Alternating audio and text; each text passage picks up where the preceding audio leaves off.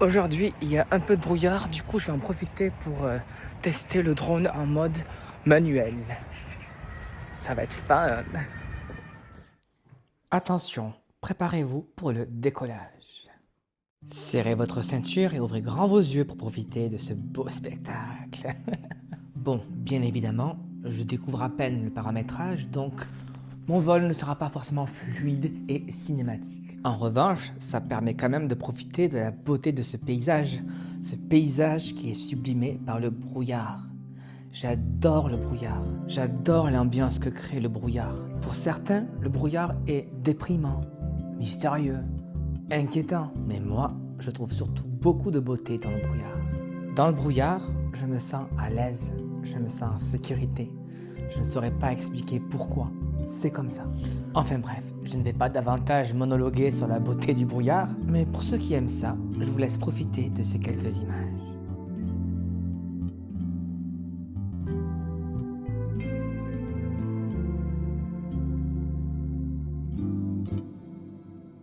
Comme vous pouvez le voir, quand on est dans la masse même du brouillard, eh bien, on ne voit pas grand-chose.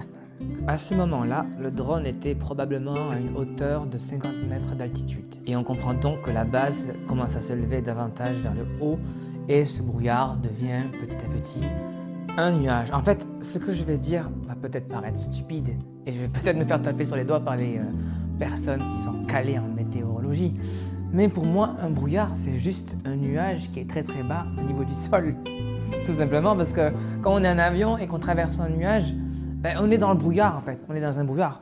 Bon, peut-être que la composition n'est pas la même et qu'en haute altitude, il y a tout ce qui est cristaux de glace et tout. Mais voilà, pour moi, un brouillard, c'est un nuage qui aura des pâquerettes et tout, hein. Rien de plus. N'empêche, je suis vraiment, mais vraiment fan de cette vue d'oiseau. Ici, j'entame ma première descente manuelle et ça se passe bien. Et le fait qu'il n'y ait pas trop de monde dans le parc fait que je me sens à l'aise et pas timide de faire mes tests là. Parce que quand il y a du monde autour, évidemment les gens sont curieux et certains regardent et tout. Et quand ça se produit, moi ça me gêne. J'aime bien pouvoir faire mes trucs dans mon coin, pouvoir faire mes erreurs dans mon coin sans qu'il y ait des spectateurs. Mais bon, s'il y en avait eu, ça n'aurait pas été grave et puis voilà. Ce qui m'arrange aussi dans le fait qu'il n'y ait pas trop de monde, c'est que ça évite les accidents. Bon, évidemment, ce drone c'est presque un jouet hein, quand on regarde comment il est fait. Donc, il n'y a pas de risque de blessure avec ce drone-là. C'est d'ailleurs une des raisons qui fait que j'ai choisi ce drone parce que non seulement il est facile d'utilisation, mais en plus, il est très très beginner friendly, quoi. On n'a pas besoin d'être formé en pilotage de drone pour pouvoir utiliser ce drone-là.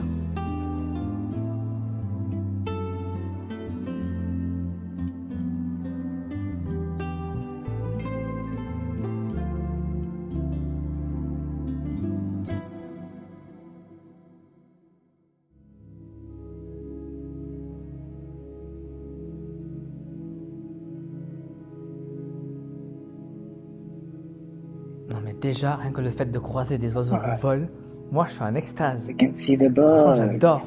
Si je devais avoir un super pouvoir de déplacement, ça serait le vol en premier. Et en second, j'aimerais être super rapide. Mais bon, si on peut avoir un combo des deux, pouvoir voler et être super rapide, moi ça me va très bien aussi, hein.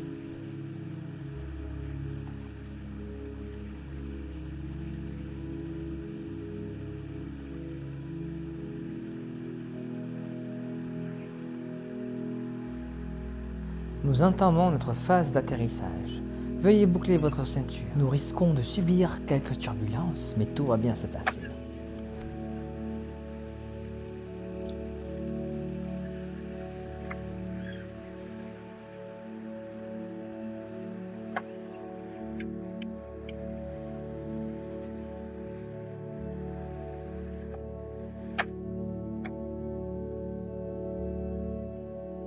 Ici, j'essaye péniblement de viser la table.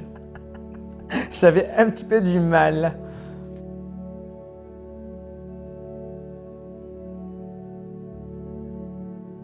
Mais bon, j'ai fini par y arriver sans encombre et j'étais tout fier de mon premier vol et atterrissage en mode contrôle manuel. Allez, la suite. Alors, la petite histoire ici, c'est que j'ai utilisé 2 batteries pour voler partout. Là, j'ai fait des tours du parc. Je suis même allé à la limite de l'altitude. Je suis allé jusqu'à 119 mètres. Évidemment, on était encore dans le brouillard. J'avais espéré pouvoir réussir à aller au-delà du sommet du brouillard, mais j'ai pas réussi. C'était beaucoup trop élevé. Donc je suis redescendu, j'ai refait plein de tours partout, j'ai fait le tour de la piscine, j'ai été à l'école de cirque, j'ai fait des belles prises de vue, du moins je pensais avoir fait de belles prises de vue. Et puis à un moment donné, je regarde l'écran et je me rends compte que je n'ai pas appuyé sur le bouton record. J'étais dégoûté.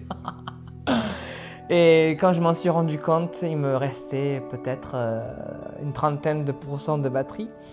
Et je me suis dit, zut, bon ben je vais faire ce que je peux avec ce qui me reste. Et c'est ainsi que je me suis retrouvé avec cette dernière séquence de 2-3 minutes pour essayer de repartir sans trop être frustré.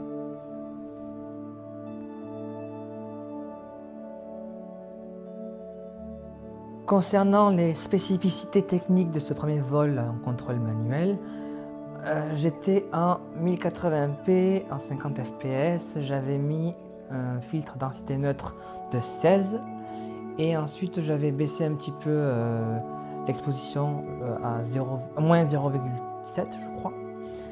Et le but pour moi était d'avoir du flou de mouvement, mais étant donné la vitesse à laquelle je me déplaçais, ce flou de mouvement il n'est pas trop perceptible, mais surtout pour avoir une qualité d'image légèrement meilleure que celle qui est donnée par le mode automatique. Bon, je sais très bien que ce drone à 200 € ne va pas faire des merveilles en termes d'image. Ce n'est pas grave, moi, tout ce que j'ai là me convient et c'est exploitable pour les réseaux et de toute manière, je ne suis pas là pour tourner des mariages ou des événements professionnels. Moi, ça me fait plaisir rien que de voler et d'avoir un petit peu de souvenir de ce vol. Moi, ça me va. 200 € pour ça, je trouve que c'est très bien. C'est très bien. Bon, évidemment, j'ai payé un peu plus parce que j'ai pris la version avec le chargeur de batterie et la télécommande. Voilà, le contrôleur.